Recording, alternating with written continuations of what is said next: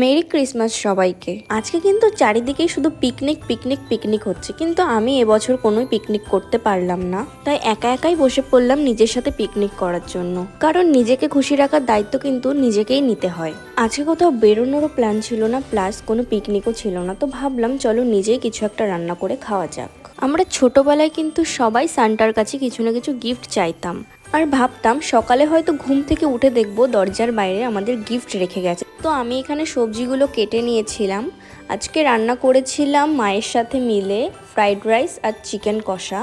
আজকে কিন্তু এভাবেই কাটিয়েছিলাম দিনটা, এবং তোমরা কি করেছো অবশ্যই জানিও। এই ছোট ছোট জিনিস নিয়ে যদি তোমরা আনন্দিত হও না, দেখবে তোমাদের মনও অনেক খুশি থাকবে।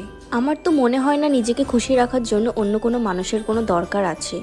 আজকে বড়দিন বলে কথা, তো কেক খাবো না? কেক তো খেতেই হবে।